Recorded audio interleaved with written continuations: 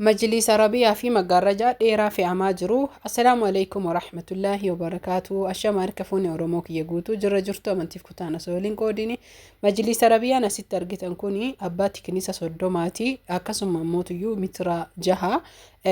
Xumura irratti haasaa erga isinii godhee ka'ee jedhe waa'ee majlisa kanaallee isinii ibsa. Bakki inni deemaa jiru inshaallah dheeraadha. Rabbiin nagaan haa galchuu isiniin jedha. Hordoftoota fi kabajamtoota kiyya galgala kana fe'amaa. Asumaan du'aayii kadhadhaa isiniin jedha. Meeshaa tokko uguriitti yoo fe'ani hedduutu jira. Waa'ee meeshaa fe'aa irratti illee waan baay'ee isiniin jedha. Akkuma baratame kooraan isaa kuni muka yookiin ammoo mukallee yoo jedhu komborsaatodha. Zarii mukaati malee isinii galaa miti. Itti aansuun ammoo kun sirriitti naa hubadhaa. Namoonni jechuun kun bareedinaaf malee argitanii ija keessaniin har'a sirriitti fagodhee isinii agarsiisaa jira. Namoonni majlisni kun moodela haaraa yookiin ammoo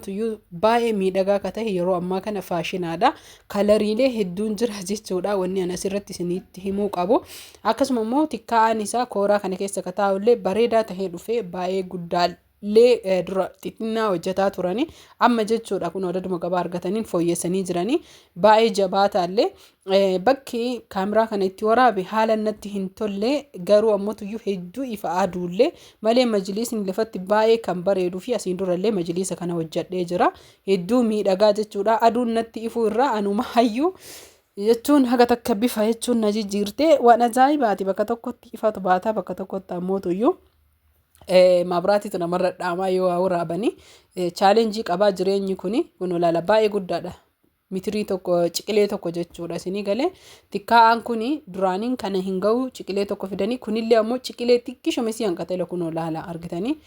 saantii sadi qofa saantii lama qofa ciqilee hanqata saantii sadii miti saantii lama qofa kun ammoo roga afreen dalagame teebilii isaati hunda isaatu isin agarsiisa kunoo akkuma sitti argitan kana teebiliin abbaa tiknisa 30 innillee dheerinni isaa 30 maastishiidha sun ammootu ka mastaawoti keessa gadi qabu mastaawotiin booda keessa galaa waan fe'amee deemuuf ni caccabaaf mastaawotiin addatti kaayama maaliif jennaaniin keessaa bu'aa waan ta'eef mastaawotiin bayee deebi'a kanaaf hordoftoota fi kabajamtoota kiyyaa kunoo laala hundi isaatu baay'ee mimmiidhaga baay'ee bareeda garuu aduu waan iftuuf ammallee ammoo bilbilli kiyya kaameraa qulqulleessuu hin danda'u qulqullinnan qabu jechuudha bilbila kwaalitiin isaa gadi aanaa ta'e yookiin ammoo bilbila baay'ee akkasitti maal isiniin jechuu danda'are naaf hubattan jedhee yaada kanaaf kaameraa malee osoo kaameraan bareedaa tahee baay'ee bareedaa godha jechuu bilbilli osoo kaameraan isaa qulqullina qabaate kanaaf inshaallah wa ta'ala haala asitti argitan kanaan kunoo abbaa tiknisa 30ti ifaa keessatti yeroo duumessi irraa deebi'u isinummaa mee ija keessanii ilaala yeroo duumessa deebi'u kalariin isaa hedduu dhibbarraa dhibbatti mul'ata yeroo aduun itti ba'u ammootuyyuu kalariin isaa xiqqoo ammootuyyuu akkam taha ni bakka jechuun itti calaqqisa aduun isinii galee kanaaf inshaallah wa ta'ala namoonni majlisa kana barbaadan qarshii isaa guutuu wajjiin akkasuma immoo tikkaa'aa 4 qaba kooraan sunillee 4 ka kooraa keessa taa'ullee 4 tikkaa'aan xixiqqoon tuni jechuudha isii 4 kunoo kalarri isaa kana abbaa tiknisa 30ti lafaa ol dheerinni isaa jechuudha kunoo laala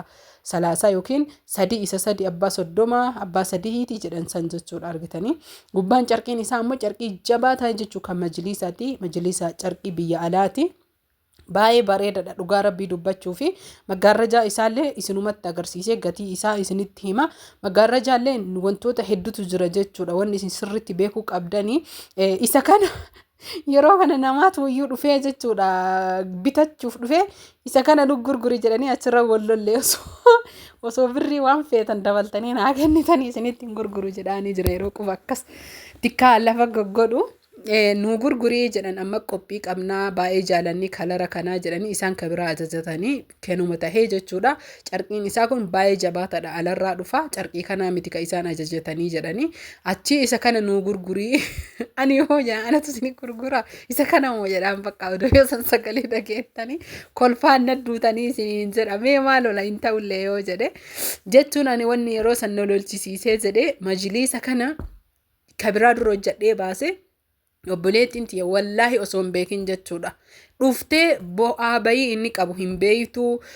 majliisni kun akkami galaa hattan hin beeytu dhuftee ajajatte hattan makiina kontiraatanii galchaniillee hubannoo hin qabdu garuu ammoo tuyyuu nama yoo hubachiisan namarraa hubatu namoonni meeshaa ajajattan majliisa tahee meeshaalee gugurdaa keessattuu xixiqqaan makiina ni deema garuu gugurdaan dirqama makiina kontiraani dirqama kontiraata kontiraannee mana keessaniin isinii geenna malee baadhannee wallaahi ga'uun hin dandeenyu miti magaalaa biraa doota milala majlisa kan akka inni itti bareedu maashaallah tabarakallah wallaahi alazim jechu garuu suuraa irratti kaameraan kee qulqullina hin qabu baay'ee bareeda lafatti maggaarrajaa kana irratti waan hedduu isinii ibsuu barbaada maggaarrajaan 18 meetira 3 walitti dacha'eeti malee meetira 12 hordoftoota fi kabajamtoota kiyya garaan bichaan meetira 12 yeroo baay'ee isa kan isinii ibsuu barbaada keessallee isinii ibsine akkamitti jettanii yoo nagaafattan gabariin isaa kun bichaan meetira 6 walitti yoo meetira 6 hin tahini diizaayinii maggaarrajaa majliisaa yookiin ammoo maggaarrajaa saalonaa balbala guddaa hin tahu hunda isaa isin hubachiisa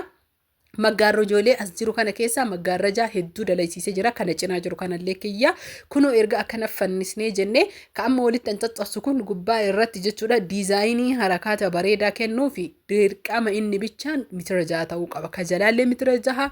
ka gubbaallee meetira 6 garuu erga xumuramee haala kanaan meetira 3 way tahee jedhee hisaaba akkasiitiin waan dalagamuu fi hodhamee geeffame gatiin 18,000 ka 20,000 jira ka 25 jira barbaannaniin ka 50,000 illee ni jira akka isin feetaniin jechuudha kanaaf maggaarrajaan obboleettii tiyyaa dheeraa deemaa fi jiru isa kana majliisni isii warqii akka jechuun dahabaa of keessaa qaba baay'ee bareeda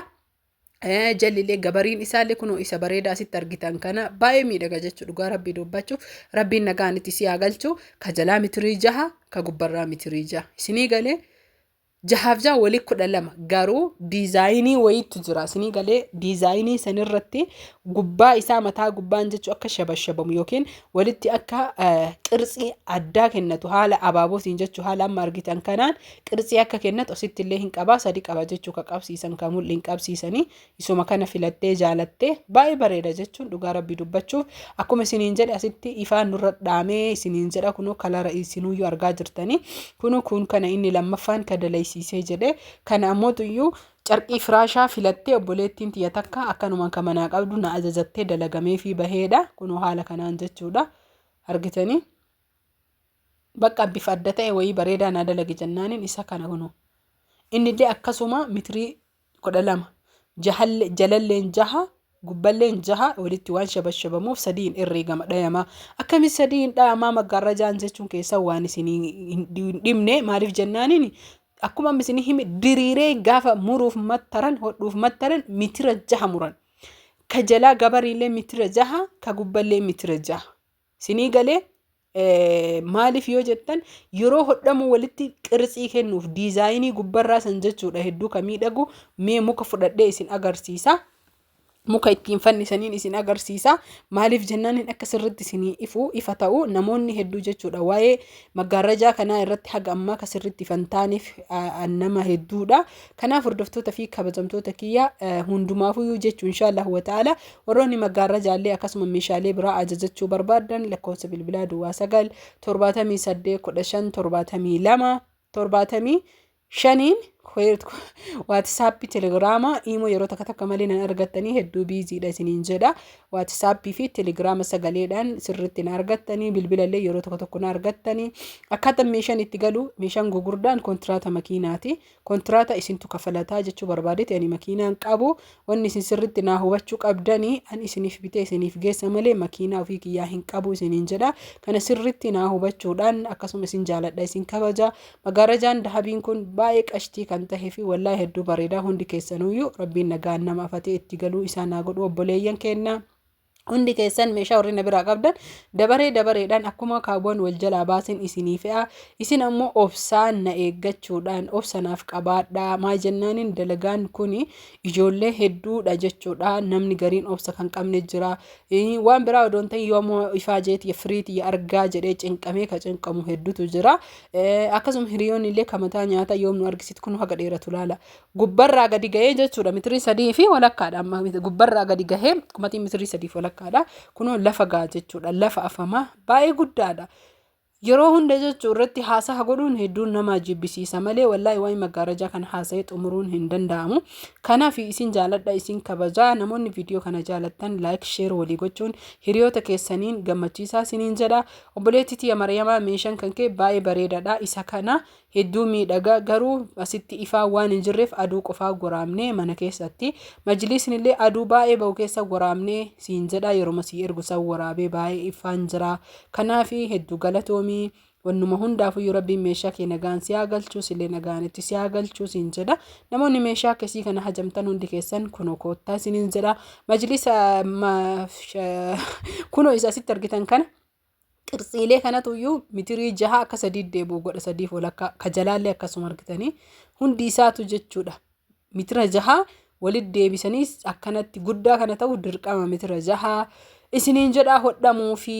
garuu ammoo 3 fi walakkaa waamnaa. Inni ka hodhamu carqii muramee mitira 6 xireedha jalalleen 6 walii galatti mitira 12 gabariin isaa jechuudha. Horaa bulaa fayyaan faaya nagahatti Oromoo koo guutuu like subscribe